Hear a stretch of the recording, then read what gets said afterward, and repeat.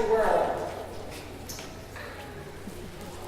Youth Council, it's in the black shirts, they're all over. I'll introduce them at another time because I want you all to get the full impact of today's keynote.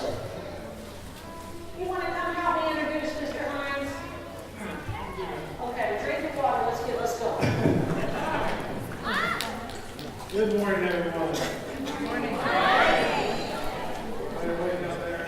Hope everyone is off to a good start this morning. This is my first time at the Family Cafe event, and I have to say, wow, what an incredible event. Very laid back. I go to sometimes more formal type events, so I'm going to dress code, obviously. I'm very glad to be here. My name is Kevin Thompson. I'm not Kevin Hines. I'll be introducing just a minute in a moment. But I'm the executive director of Able United. You may not have heard of us. We're on the side here in this room, but the reason you may not have heard of us is because we are new. Able United was recently established by the state of Florida to offer tax-free savings accounts to persons with disabilities. These accounts, they work kind of like a college savings account. Remember college savings accounts, they work like they're kind of like those, but they allow you to save tax-free for disability-related expenses. And these accounts come with some unique benefits. For example, if you receive SSI or Medicaid, you can save without impacting your resource limit by using one of these accounts. And again, you can save without impacting your resource limits if you're on SSI or Medicaid by using one of these accounts.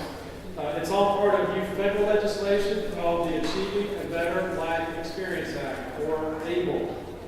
You'll have a chance to open one of these new accounts here in Florida starting July the 1st. I would strongly encourage you to stop by our booth in the exhibit hall or attend one of our breakout sessions. We have several of those.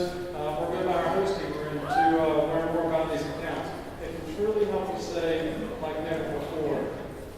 And by the way, if you need a little more encouragement to come by, as part of our grand opening, this time, as I said, July the 1st, 50 lucky winners from the Family Cafe event and this Family Cafe event are going to share in a $5,000 giveaway. So make sure you go by and sign up for that. So, I hear some folks excited about that. We might always want to keep it for sure. But I think you'll be really interested to learn about these accounts as well. Let me switch gears now and talk about the real reason that I'm here, and that's to introduce our next speaker. Let me ask you, how many of you have ever been to San Francisco and seen the Golden Gate Bridge? Quite a few folks, guys. I was there about 3 years ago with my family. Some of you that have been there, for those of you that haven't, you can take little tour boats and go out in the bay and get right underneath the bridge and see what it's like. And I can tell you that it's one really tall bridge, very tall. And I can tell you the other thing that really struck me was how cold the water was. The water was very cold, and it was in July. We were still wearing jackets. But we have someone here with us today that survived jumping off of that bridge.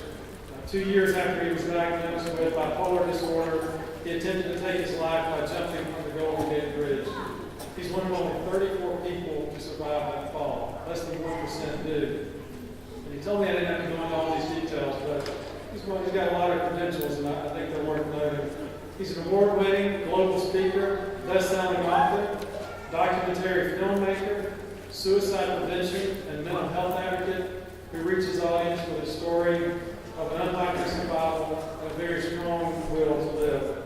He is the only Golden Gate Bridge jump survivor who's actively spreading the message of living mentally healthy around the globe. He was honored with a Lifetime Achievement Award by the National Council of Behavioral Health in partnership with Eli Lilly. He's also been awarded by SAMHSA as a Voice Awards Fellow and Award winner. He was named an Achievement Winner by the U.S. Veterans Affairs and has received several Marine Generals medals. He sits on the boards of the International Bipolar Foundation, the British Rail Foundation, and the Mental Health Association of San Francisco.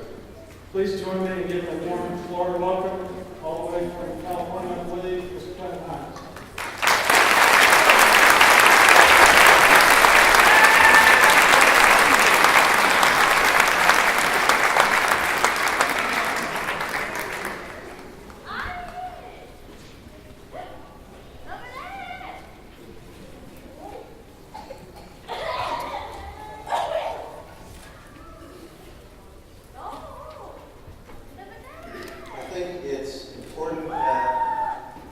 during any presentation I do, before I really get into it, we take a moment of silence for all of those this community has lost to suicide.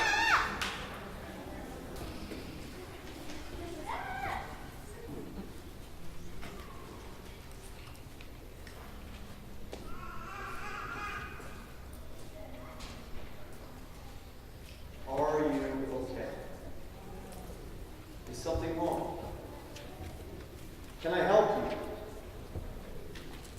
Those are the only words I wanted to hear the day I found myself standing atop the Golden Gate Bridge walkway. As I paced back and forth across the span of that 2-mile stretch of roadway for nearly 40 minutes. Believing that I had not one other option but to die. To die by these two hands. To die by suicide. I thought that I was a burden to everyone who loved me. I believed that my family and friends would be better off without me. That was the lie that my distorted brain told me. I live with what is called bipolar disorder type 1 with psychotic features. What in goodness gracious name does that mean? It means that I deal with things like extreme paranoia on a daily basis. Hallucinations, both auditory and visual, seeing and hearing things that no one else can see or hear and believing them to be real. It means that I have high stakes of manic episodes and mania that is not caused by any recreational drug or alcohol. Mania that is caused by the chemistry in my brain. Euphoric natural highs that make me think I can do things that are impossible. Grandiose delusions, they call them. And then when you go up, my friends, when you skyrocket into a manic episode with bipolar disorder, what happens? You must come down. And I would crash on a weekly basis into the depths of depression that I could not dig myself out of the back. I thought that I was useless. I thought I was a bad person. I thought that my family hated me. But do you think I asked them if they hated me? No, because I kept all of my pain inside. 2 years before I went to the Golden Gate Bridge to jump off, I was diagnosed with this bipolar disorder. It was corroborated, equal by other doctors. And I didn't want to have this disease. I didn't want to be labeled as having bipolar disorder. I didn't want people to think I was different or weird. I wanted people to recognize me as the kid that I was before 17. The football player, the wrestling champion, the theater kid. I just wanted to be a regular kid with a regular life and have fun with my friends, but I couldn't anymore. Because my brain was playing tricks on me. My brain told me on September 25th of the year 2000, I was only 19. My brain told me I had to die.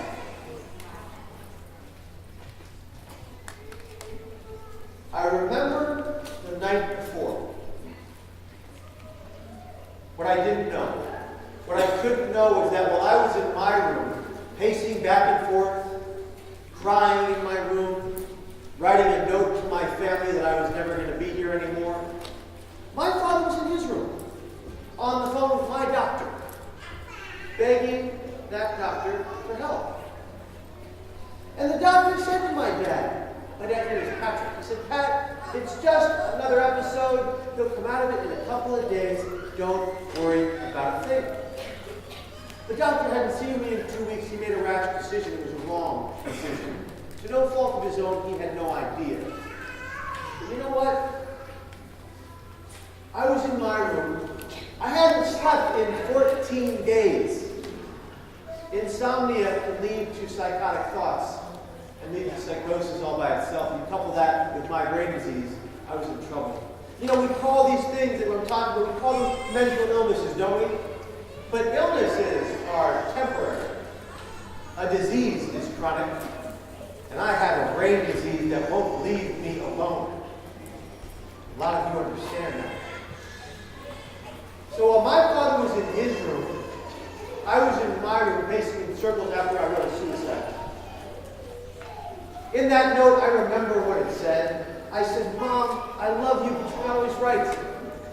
I said, Dad, I love you too, but this isn't work. Stop taking the office home. I said to my little brother Joseph, he wanted to be a DJ. He saved up all this money to get equipment.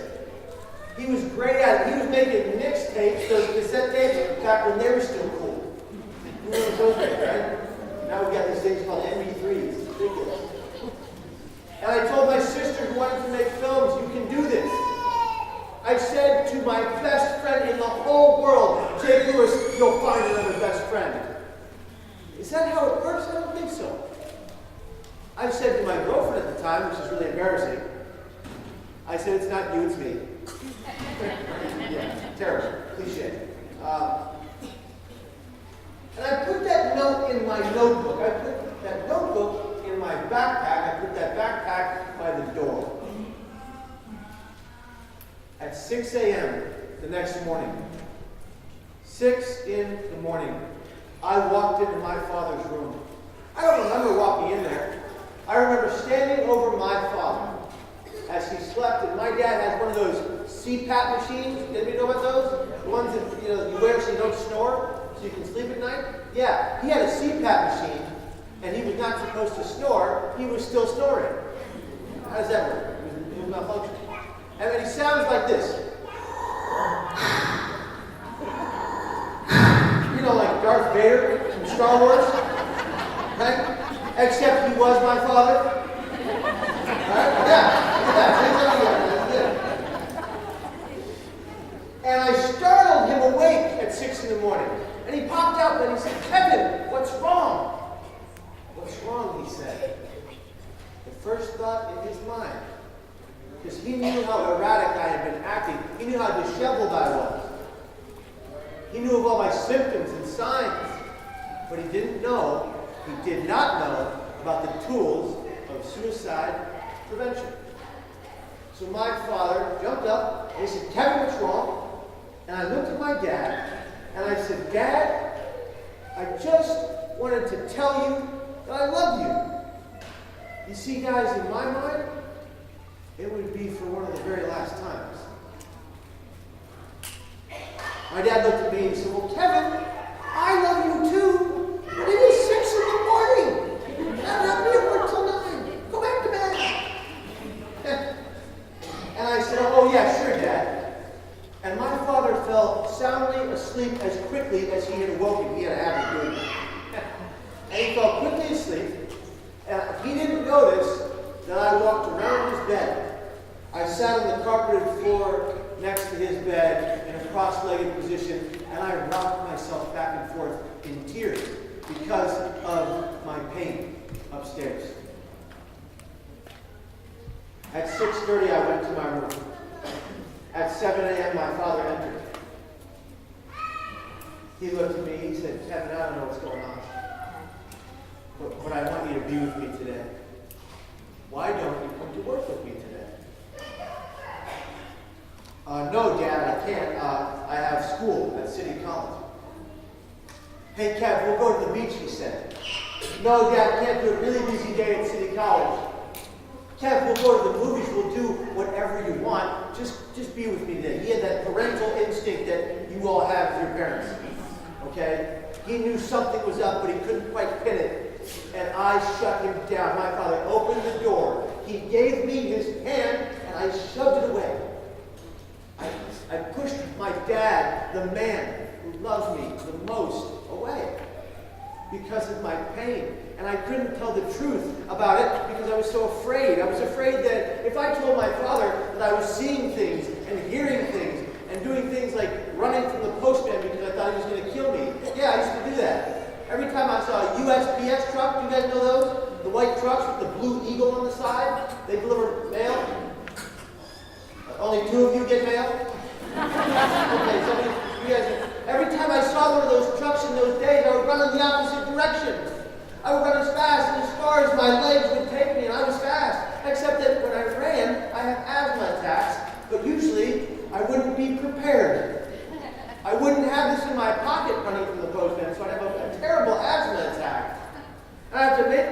back home from neighborhoods I didn't recognize to my house, go up to my room, take my giant nebulizer machine that I had to plug into the wall just to breathe. And then my father would arrive home, and he would say, Kevin, how was your day? And I would say, fine, Dad. It was good. And I wouldn't tell the man who loved me most that I spent most of the day running from the postman. And when I wasn't running from the postman in paranoid delusion that they were coming to kill me, I was running for president. Yes, that's right. See, right there? I was going there. All right? At 18 years of age, I got it in my head that I could be the president of the United States like that man. Right? Yeah, that made sense. And I got my dad's old suits and ties on. They didn't fit me, and they definitely didn't fit him. By the way, he's 6'1". I'm not. Okay? But to tell you the truth, I am a very tall 5'7". Okay? 5'7", that counts. Okay? And I would walk around our neighborhood and the surrounding neighborhood with a clipboard and a pen and a notebook. I'd knock on every door. When people would answer and say yes, and I would say, I would like to secure your vote, please. And they would look at me. And they would say, vote for what? And I would say, the presidency of these United States of America. Sign here. And people would look at me as an 18-year-old and go, what is happening? They would go, okay, kid, but you know what happened? Do you know what happened after this campaign? Clinton beat me twice. Twice. What do you think I told my father I spent most of my day running from the postman or running from the president? No, I did it to myself because I knew it was off. I knew it was wrong. Or do you think I told my dad that when I saw things on a nightly basis like death hovering through my window in his cloak with his staff and blade in hand and his bony arm reaching out as he turned it upside down and his eyes lit to fire on his skull face and he said, come home with me every night. Do you think that I said to my dad the next day, hey Dad, I saw death? I kept it to myself because I feared that if I told my family, if I told anyone what was going on in my head, I thought they would lock me up, in one of those white walled padded rooms and throw away the key. So I was silent. I was so silent. And that was my mistake. Not letting my family in on my pain was my mistake. All I had to do was turn to any one of them and tell them the truth. But you see, when you're in that hole, when you're in that darkness and that depression and that pain, you don't see the truth anymore. You don't see the light at the end of the tunnel. Let me tell you something, you guys. If you ever get to that point in your life where you don't see the light at the end of the tunnel, know this. It's there. You must forge onward to get to it. You can't see it, but I promise it's there. I didn't know that. And so, the morning my father asked me to be with him that day, you know what I told my dad? I said, Dad, I have a math test today. Okay, just by a show of hands. Who here would volunteer for a math test? Wow. Wow, you guys are brave. Good on you. All right. Right on. Not me. And so my father didn't notice that my math book was sitting on my desk and my shoulder bag was already packed up. And my father came into my room at 7 a.m. and he said what he said. And I told him I had a math test. And finally my dad backed off and said, okay, Kevin, why don't I take you to City College and you can take the bus home. I'll see you at 6 tonight. Sure, Dad. Sounds good. He got in his car. I gripped that shoulder bag. I didn't want him to find me out. I was silent in the car. My father talked the whole time. My father's not a talker. He was just worried about his son, his eldest son. My father, as we pulled to the side of City College, looked at me and he said one of his mantras. Who knows what a mantra is? It's something people say a lot and it means a lot to them. Okay? My father turned to me and he said my favorite of his mantras. Let me just tell you my least favorite, first of all. My least favorite of my dad's mantras is, Kevin, what the hell are you doing? He says that a lot. But this time he said one of my favorites. He said a nice one. He said, Kevin, I love you. Be careful. He had no idea. But that was the day I planned to die, by these two hands. We pulled up to a corner across from City College. My father said what he said, and I turned to my dad and said, "I love you too, Dad." And I kissed my father on the cheek as I had done since I was about this big, and as he had done to his father, and his father to his father. I stepped out of the car with my right foot. A tear rolled down my cheek off my chin and landed in the middle of my gloved boot on the shoelace. My father drove away. As my father is driving away, I'm looking and I'm thinking to myself, that is the very last time I will ever see anybody I love. And of course, meaning the very last time anybody I love would ever see me. I walked on to the City College campus. I dropped the majority of my classes, leaving only my English class. I had dropped 9.5 units that very day, leaving only 3 units left at City College. And the counselor that dropped those classes didn't ask me a question. Not one who, what, why, when, or how. Looked at me and dropped those courses without thinking, and she forgot to tell me that by dropping the courses at City College, I had just given away my medical coverage. It was gone like that, with a click of a mouse on a computer. And she didn't tell me. And people have asked me, they've said to me, "Kevin, why do you keep your English class? What's the big deal there?" And it's not because I was going to become some English master, some literary genius. No, I wrote a book. You're going to see it later. But let me tell you something. 25,000 people write a book every month. So I'm not that special, okay? And also, there are errors in the book.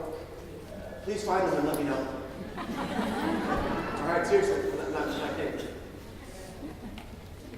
No, I was not going to become some English master. I went to my English class because the teacher was gorgeous. I just wanted to see her one last time. It was probably the only rational thing I did all day. The only thing that made sense. I went to that class, I saw the teacher, I got up and I left. I got on a train, commuting train. I sat in a cornered area of that train, looking out of the reflective glass, hating what I saw, hating myself. I was in so much pain. A lot of you understand that. That brain pain. It's relentless, right? It doesn't go away. It won't leave you alone. The train got to the area where I would take the next bus. You know, I only had money to get on that train, to get a transfer, those paper transfers, to get on the next bus. That's all I had. I had no cell phone. Besides, back in those days, cell phones didn't fit in your pocket anyway. Right? And I remember getting on that next bus. And I remember sitting in the middle row of that bus, in the very back seat. And in the back seat, you can see everybody that gets on. You can see the whole room of the bus, and there's 100 or so people that board this bus eventually. And they're all looking at me. Why? Because I'm the only one on the bus crying. Crying like a child. Waterfalls just flowing from my eyes. As I'm begging myself, "Kevin, get off the bus. Kevin, don't do this. This is a mistake, Kevin. You're 19, you don't have to die, Kevin. Don't do this." And I sat there, and then the voices in my head began to start, telling me that I had no other option but to take my life. And they're screaming now, they're screaming in my head, and they won't leave me alone. This voice of a man in my head that I didn't recognize as my own conscience. This voice of a man who I'd never heard before, screaming in between my ears. Why don't you cry? And you know one of those cries where mucus comes from your nose, you know? A really bad cry? There was water next to my feet because of how much I cried. And people just stared at me. They saw my pain, but they just stared at me. One man, the only man who reacted at all, turned to his left, to the man next to him, went like this, and he said, "What the hell's wrong with that kid?" with a smile on his face. All I wanted was for one person to look at me on that bus and say, "Hey kid, are you okay? Hey brother, is something wrong? Hey pal, can I help you?" And I made a pact with myself on that bus, and if they said that, I would have told them everything. I would have begged for their help. I would have pleaded for their help. You see, I couldn't tell my father that morning I wasn't ready. But on that bus, I was what is called by doctors ambivalent. I saw the light at the end of the tunnel. I wanted to grab it, but the voices were too powerful. So the man looks at me and he says, "What the hell's wrong with that kid?" And I froze and I just cried. The bus arrived at the Golden Gate Bridge parking lot, and everyone on that bus but me got off right there. Hello? Yeah, no, I'm at a conference.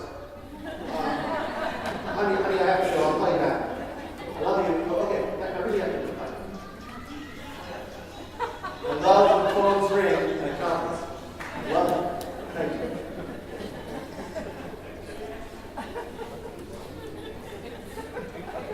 All right.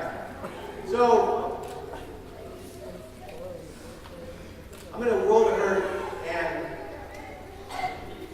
the bus gets to the Golden Gate Bridge parking lot, and everybody gets off.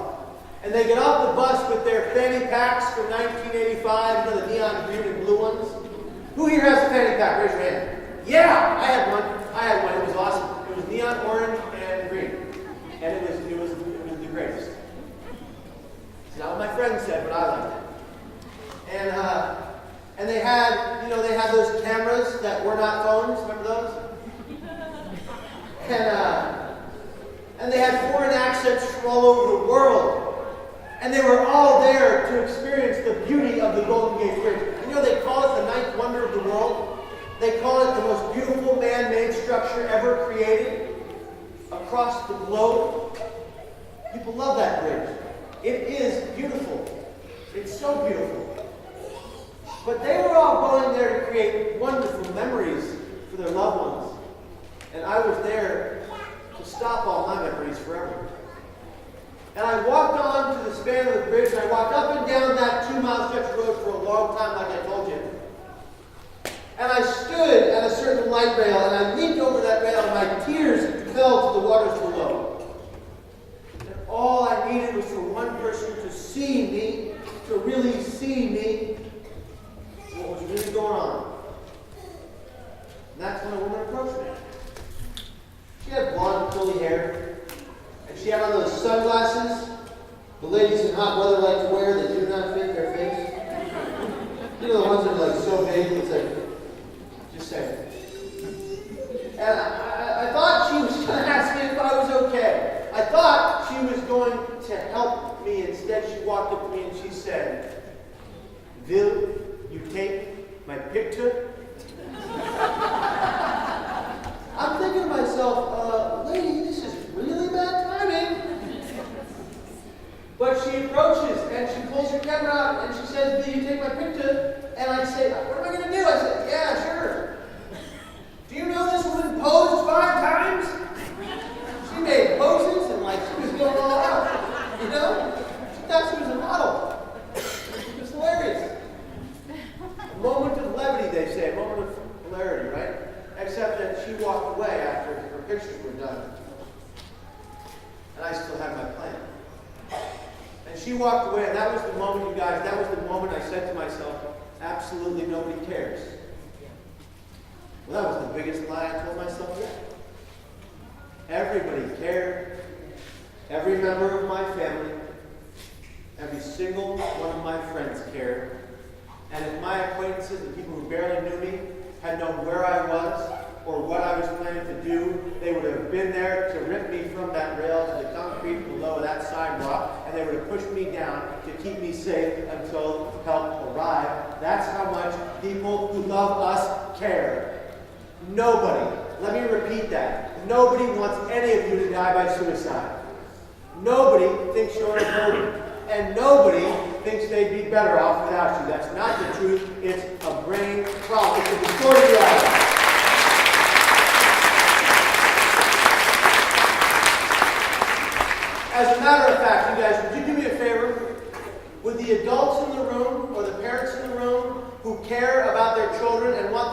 safe and stay alive, please stand. And if you can't stand, raise your hand. And if you can't raise your hand, turn your eyes. If you want your loved one to stay alive and find true wellness, stand. Stand metaphorically, stand physically. Thank you very much. Thank you.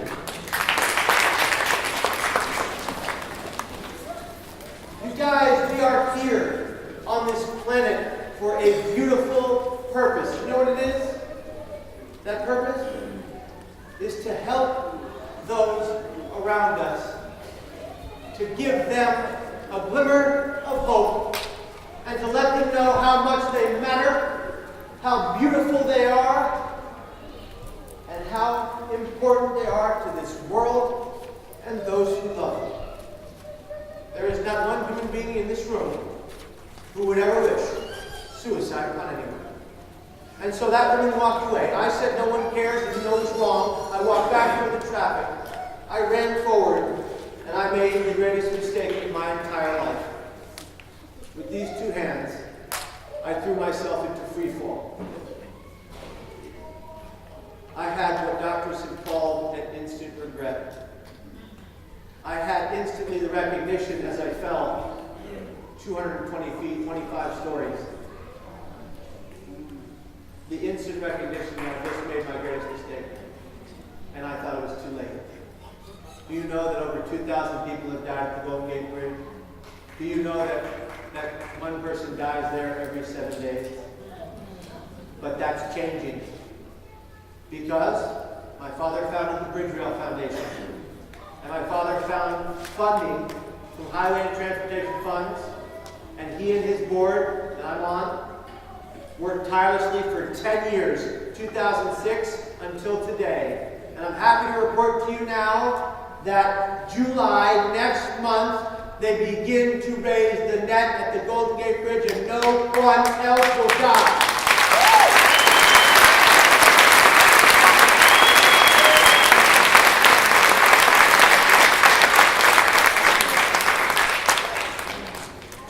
You guys know a thing about advocacy. You guys know what it's like to fight for a cause. Let me tell you, it gives you a sense of purpose that nothing else can. Giving back, helping people is our goal.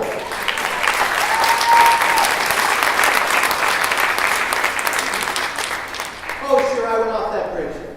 It was the most devastating point in my entire life, and all of my family hurt terribly they hurt till today. They hurt till today. My actions hurt them till today, and I take responsibility for my actions. Well, I went over that rail, and there were things that came into play to save my life that were miraculous, I must say. Let me tell you about it. The moment I left that rail, the moment I hit free fall, a woman driving by in a red car saw me go over, and you know what she did? She called her friend, who happened to be a United States Coast Guard officer manning the waters of that bridge. How do I know this story? My high school band teacher came to see me in the hospital, and he happened to be their great friend. And he knew that story, so he told it to me. That was the reason they pulled me out of the water before I would set into hypothermia and drown, was because of that woman. In the water, as I bobbed up and down the water trying to stay afloat, I couldn't stay afloat. My boots were waterlogged. It means they were heavier than I could handle. My legs immobile. Upon impact of hitting that water from that height at that speed, I shattered my T12, L1, and L2 lower vertebrae into shards like glass. Ladies and gentlemen, I missed severing my spinal cord. The doctors told me by 1 centimeter. That's beyond. In the water, as I bobbed up and down, I couldn't stay afloat. Something began to circle beneath me. Yeah, something alive. And I'm thinking to myself, oh, you've got to be kidding me. I didn't die off the Golden Gate Bridge, and now a shark is going to eat me? No! And I'm trying to punch this thing, but it won't go away. And my hand is sliding off its back because it's so slimy, and it's large, and it's scaring me. And I'm freaking out, but it doesn't bite me. It did not bite me. And I'm thinking, well, this is a very nice shark. I would time later promoting a suicide prevention campaign in San Francisco. The host asked me a question, and I told him I thought there was a shark beneath me in the water. People wrote into the show from all over the world. One man's letter stuck out. His name was Morgan. He said, Kevin, I'm so very glad that you're alive. He said, Kevin, I was standing less than 2 feet away from you when you jumped.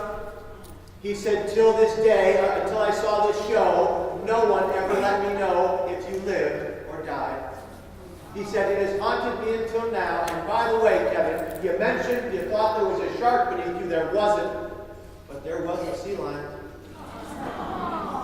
And the people above looking down believed it to be keeping you afloat until the Coast Guard boat arrived behind you. So you can thank that sea lion for me getting to be here today. All right?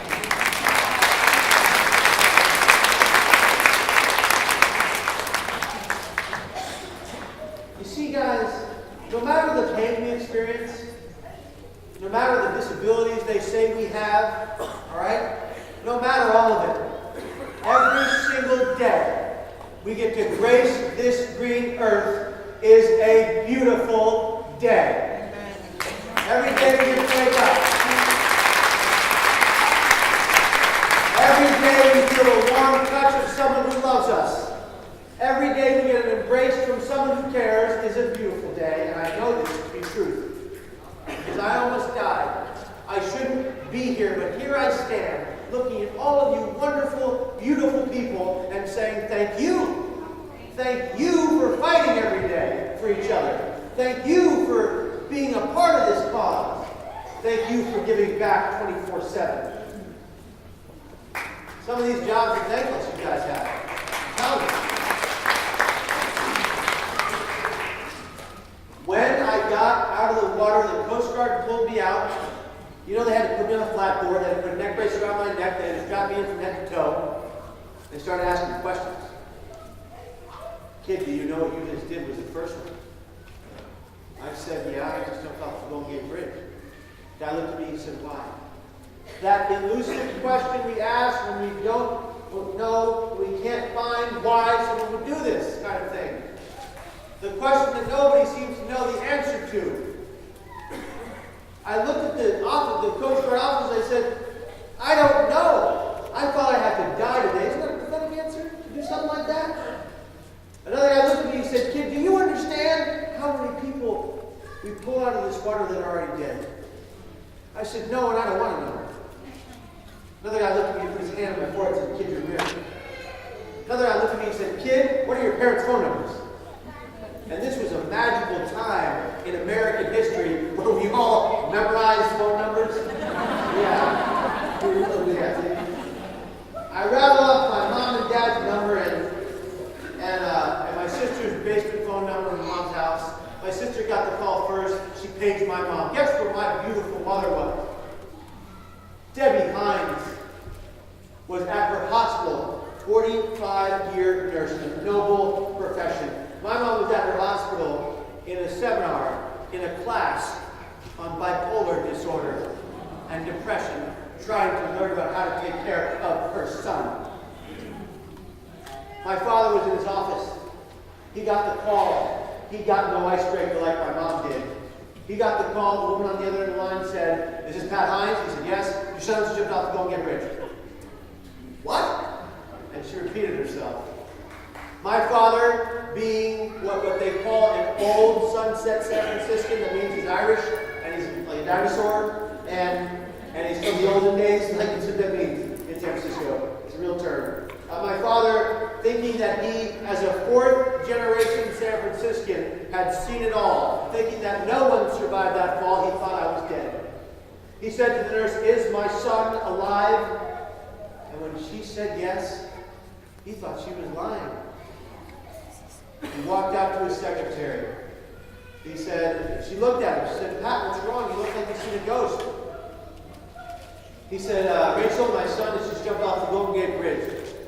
And I fear that if I do not have someone riding in the passenger seat of my car, I'll drive off a cliff." You guys, Rachel got in the car. Would you get in that car? I would get in that car. How would you get in that car? And my dad speeds anyway.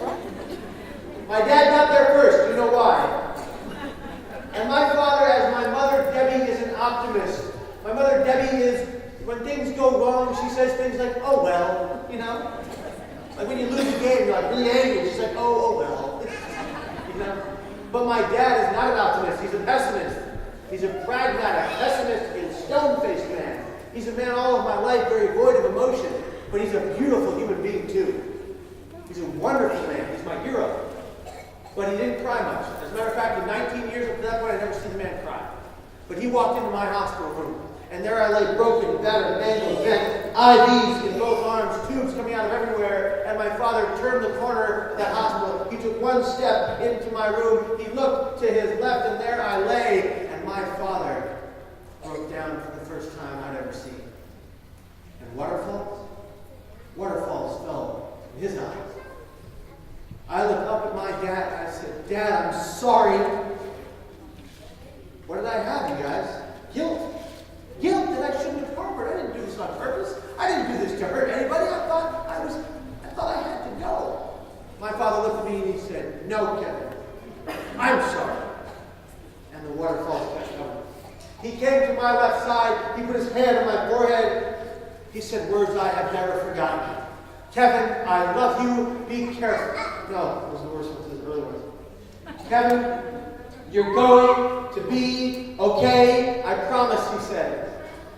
He promised me that I'd heal. He promised me that I'd live even though I had a short chance of living. Even though the break in my back was very bad. A 10-hour surgery. They replaced my back with metal. The only reason I get the distinct privilege of standing before anyone today, standing before you, is because that doctor, that surgeon, did a surgery on me that he'd never done on anyone. He invented it for my back. It's in a medical journal. First of its kind. I can do this.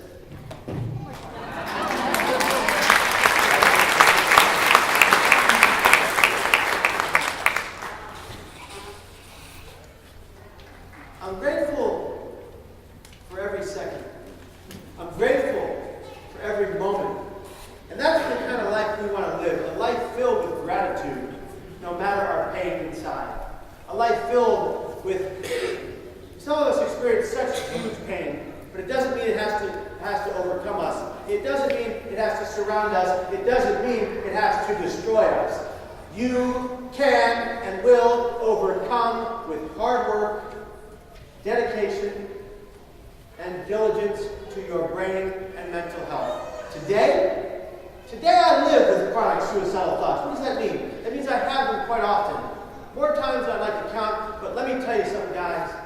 They will never, ever kill me, because I will never again attempt to take my life so long as I should live. Why? Because I saw the wake of destruction it caused everyone in my path.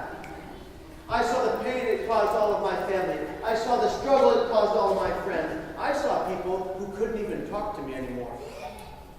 They were so freaked out by what I did. And you know what? I empathize. We're all here for a purpose.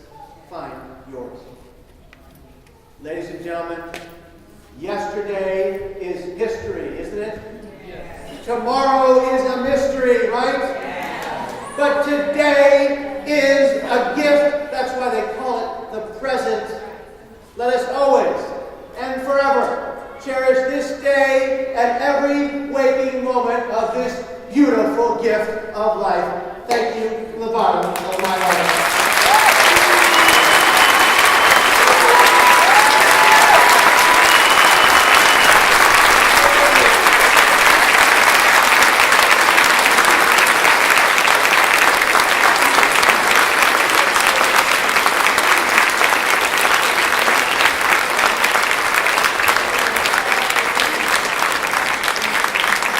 Okay, guys, this is a very special time for me. As I want to introduce to you a great friend of mine. I consider him a true brother. But he's a brother from another mother. And he's a brother from another country. He's from Australia. His name is Joe. And I'm going to let him tell you his amazing story. Joe Williams, everybody.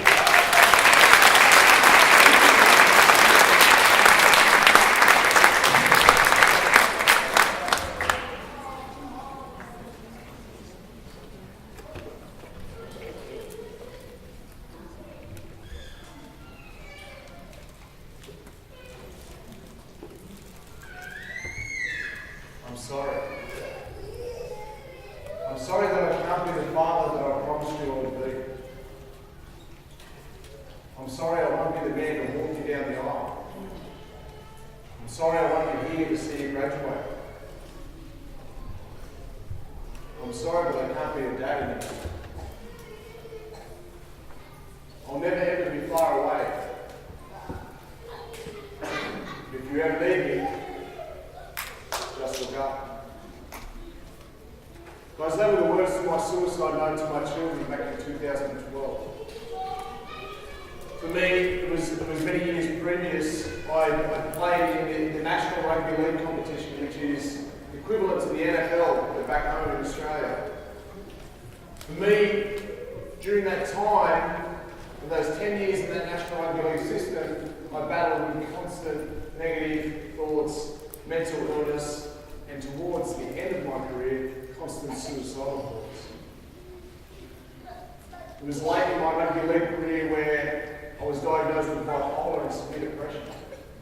And for me, it was like a weight off my shoulders because I knew that there was something just not quite right. So I signed my first National Rugby League competition contract at the age of 13. So I was very gifted as a kid, as a sports person. And we'd have National Rugby League clubs, like NFL clubs, coming and knocking on our door trying to get my signature. So we didn't have a draft system in Australia. We have the NRL, which the club just either pays the most money or you decide which club you want to go to. I signed my first contract at the age of 13 and my mum did the smartest thing that she ever did for me. She said, I don't care how much money we put in front of this kid, the person who gives my kid the best education is going to get my son's signature. For me, I went to a club called the Sydney Roosters. And I lived with a guy called Arthur Beetson, who was an absolute immortal of a Hall of Famer of the National Rugby League competition. And I was down in Sydney, I was away from home, and for me, I started to get homesick. And the voices in my head started to get louder and louder and louder. And getting homesick, I'd often ring my mum at 2 a.m. in the morning and I'd say to Mum, I just want to come home, I'm sick of it, I can't do it anymore. Mum did a really cool thing, she tricked me every time, for 10 years she tricked me. She said, just get a good night's sleep, pack your bag and come home in the morning. By the time I woke up in the morning, the homesickness had gone. But it was during playing in that NRL competition much years later, the noise between my ears started to heighten. And the only way that I could make that noise go down was to fill my body and self-medicate with alcohol and drugs. For me, I would drink as much as I can, I would take as many drugs as I can to make the noise go away because that put me into another planet.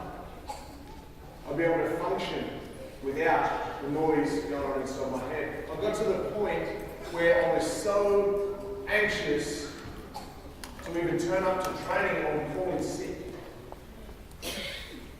For me, there were days where I couldn't get out of bed. There were days where I could not stand aside of another person because I was just too anxious and caught in a battle with myself. I got to the point where I started to realise that, this was going to become a bit of a problem with my alcohol and drugs. So I decided to go to cold turkey. Now this coming December, I'm 11 years completely clean and sober.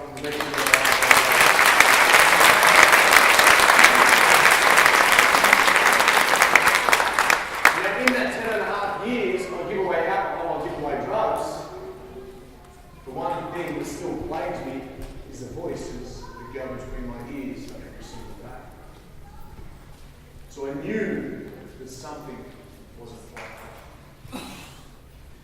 Now I was playing in the National Rugby League competition, so I was seen as a public profile figure. I was going out to schools, I was getting pulled up in the street because I was a national sports player. For understand that system and giving away alcohol and drugs, I didn't quite fit in anymore. So the guys would go out and play on the weekends. Then what had happened is they'd go back to the pub or the club and start the party. Now that wasn't me anymore. So in 2008, when I finished playing rugby league, I started boxing. Now, I went into a boxing gym, and it wasn't because I wanted to learn how to fight. It was because when I started to train, and I hit that bag, and I trained harder and harder and harder, I started to realise that the noise inside my head was starting to come down.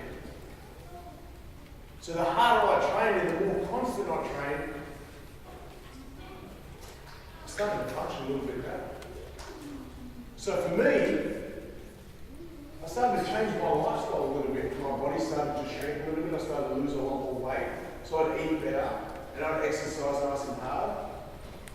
And for one thing that taught me in those boxing gyms was not how to fight, but how to fight against the noises that were going on inside my head.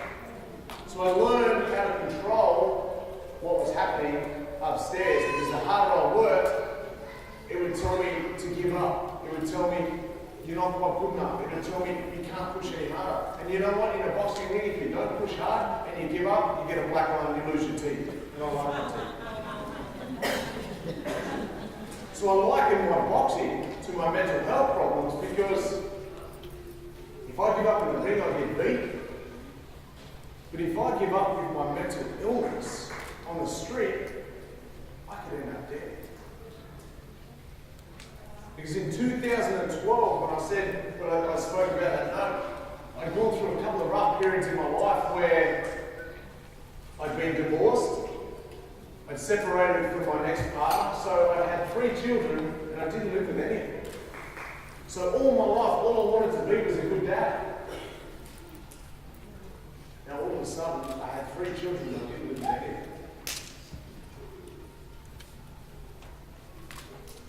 So when I speak about those noises that go on with certain imagery in my head, Joe, you're not good enough, you don't deserve to be here, your kids don't love you, no one else loves you, why don't you just end your life? It started to get louder and louder and louder, and the only thing that I could hear that day was, you're not good enough. You don't need to be here anymore. And it convinced me.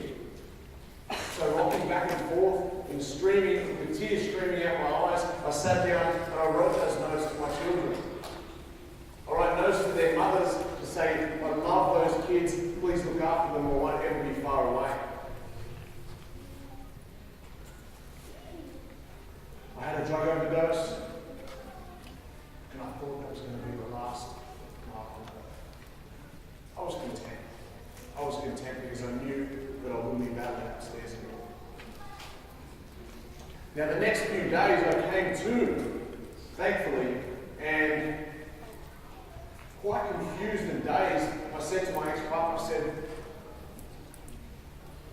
can you take that to the hospital? I'm not going. And I told her what was going on, and she took me up to the hospital, and I was admitted into the mental health ward unit.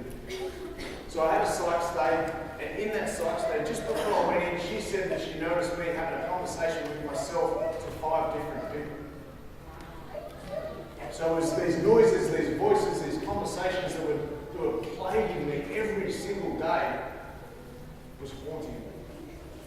Now I tried to end my life the best I could. I did absolutely everything within all of my body to not be here anymore. Something much bigger and greater than me. And when that doctor said to me, you've got a second chance in life, kid, what do you do something about it? So by hearing those words from that doctor, I made a promise to myself. I promised that every single day I wake up, every single day I open my eyes, I'm going to make a positive impact on somebody's life. So now, I get to travel around the world, I get to deliver sessions to guys like you, speaking about my life. And in prior to my suicide attempt, I was still boxing. I won 2 WBF World Championships.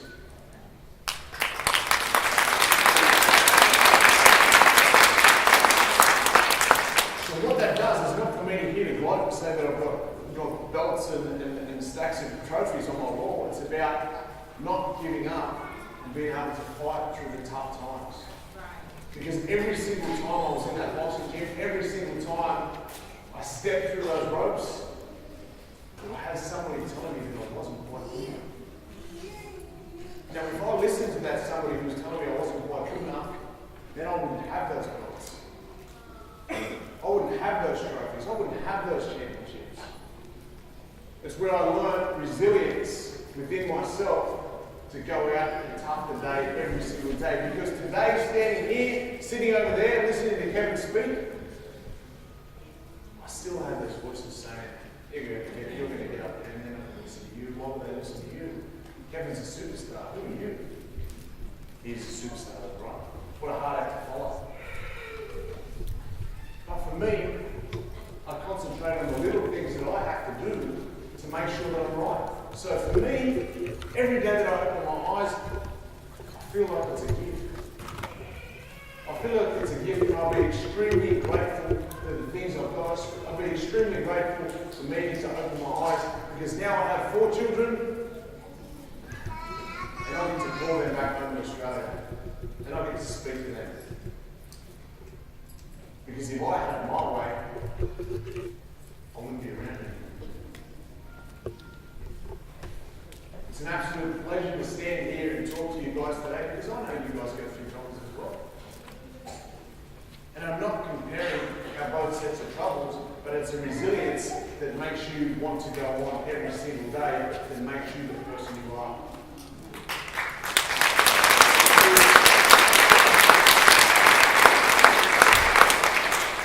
Because how many times do we say to ourselves, I just want it all to go away, I just want things to be better, I just wish it was perfect.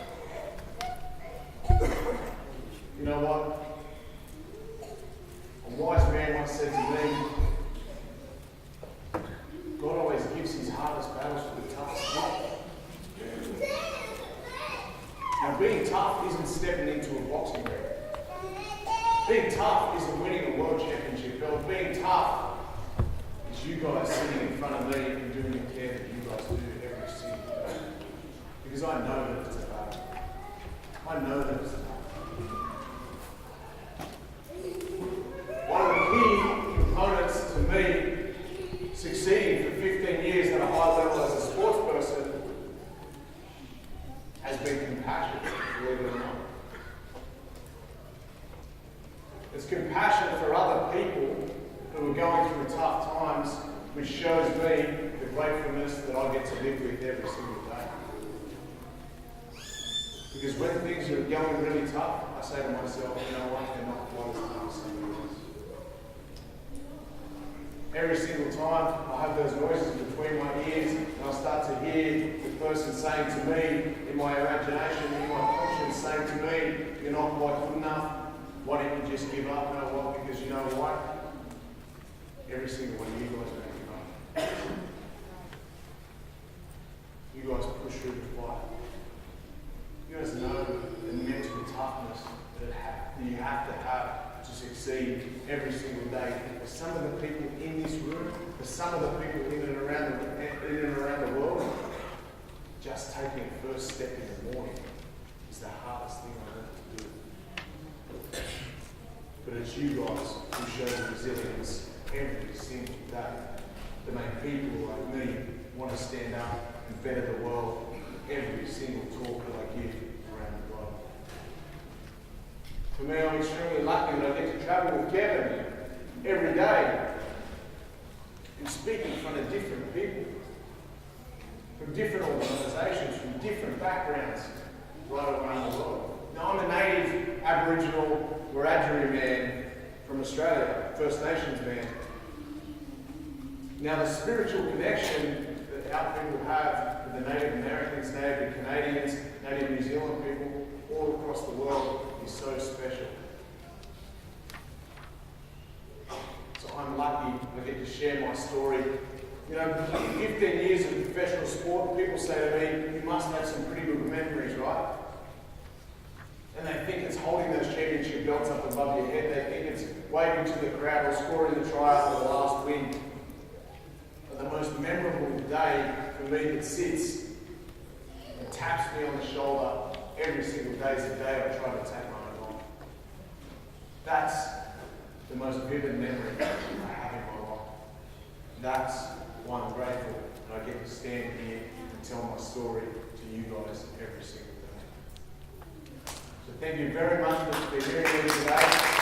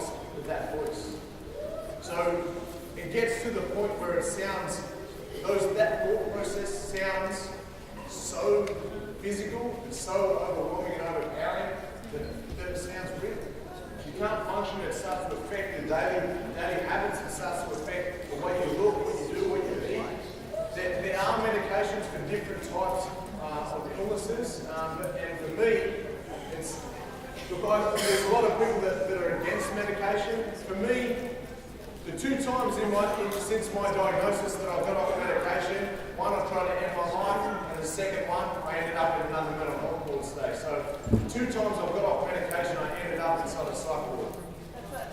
There's a young man, actually my daughter's boyfriend, who doesn't want to go to a doctor. He can self-diagnose things, but he doesn't want.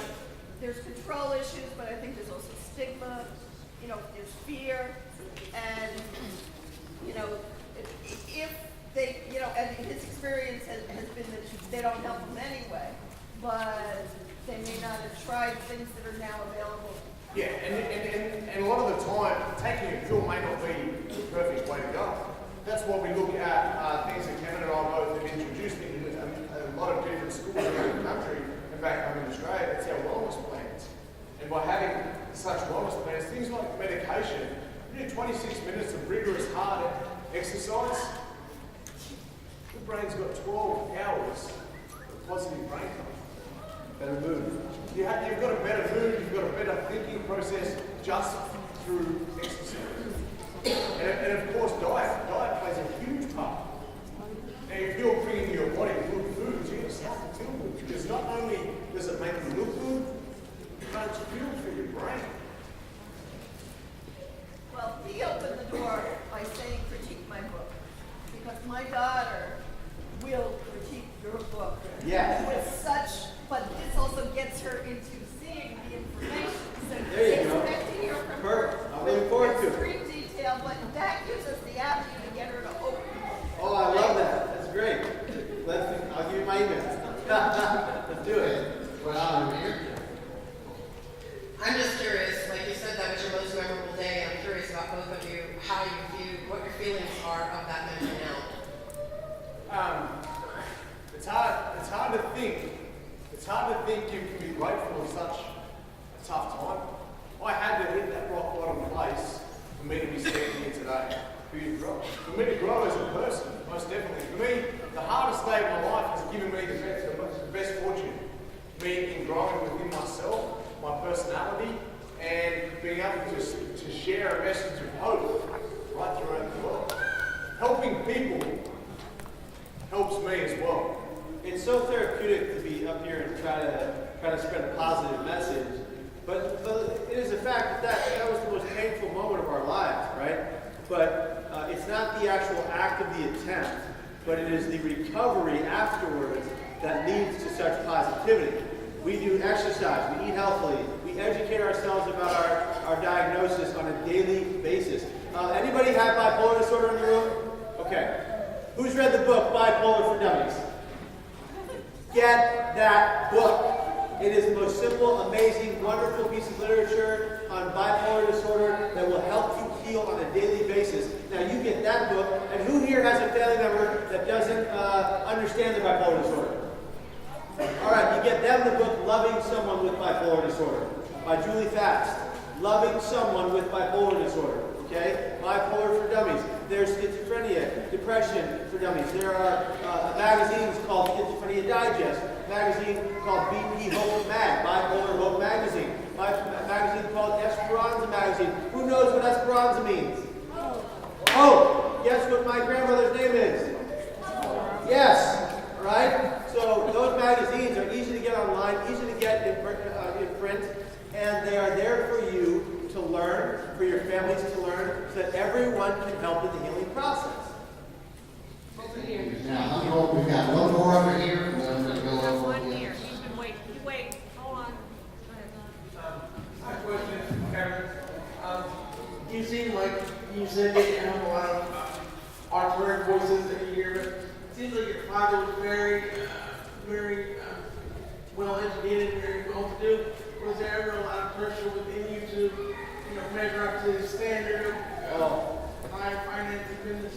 Well, I thought about doing something like what my dad did, and then I realized I'm terrible at math, so that's not going to happen. But I'll tell you though, in growing up, he was a very difficult man to please. Growing up, I felt, and this is not his fault, it's just the personality he has. It's just how he was raised. He had nothing growing up. My dad was broke, left his house with $17 to his name at 17, and he was a person whose mom and dad died tragically of the disease of substance use disorder, alcoholism, and they died because of their liver failure. And my dad's childhood was what they call a lack of a childhood. He'd be traveling the streets of San Francisco in the wee hours of the night at 7 years of age, looking for mom and dad in this bar, that bar, or the next. The bars would allow him into the back to see if mom and dad were inside. He would come home when he couldn't find them. He would come to his little sister's bed, and he'd wait on the porch in a panic attack at 7. My dad did not have an easy life. He had to fight for everything he ever earned as a financial genius that he was. And I did want to be like him. I did want to achieve for him. But as I grew older and realized that my passion and my purpose was something different, it was something vastly different. And today my father has read Loving Someone with Bipolar Disorder. He's read Bipolar for Dummies. He gets BP Hope Magazine, and he gets me. And today we have an adult-to-adult relationship as opposed to adult-to-child relationship. And we're like best buddies. He was the best man of my wedding.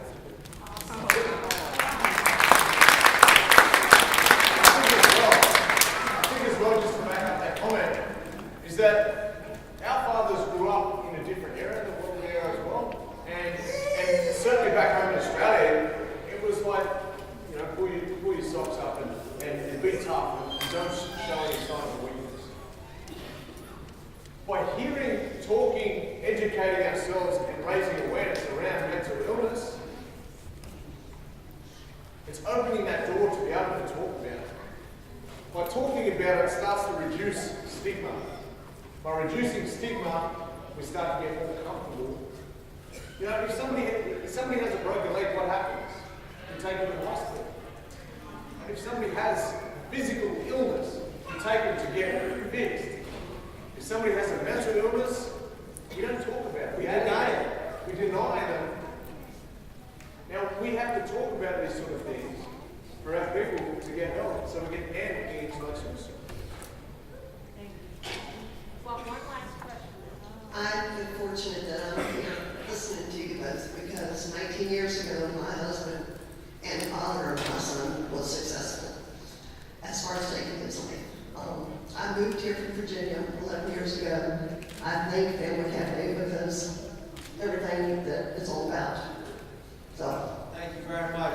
And for that point you just made, we know that there are many people, probably many people in this room, by the sheer number looking at you, who have lost your loved one to suicide. I lost my favorite teacher and my mentor to suicide. I lost my wrestling partner, who was on the we were champions together, to suicide. And everyone that loved them lost them to suicide. And it's way too easy for us to stand up here and say casually that we're sorry.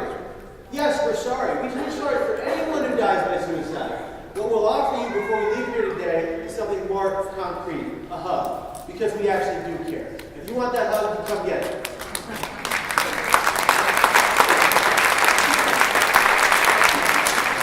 Thank you guys, thank you.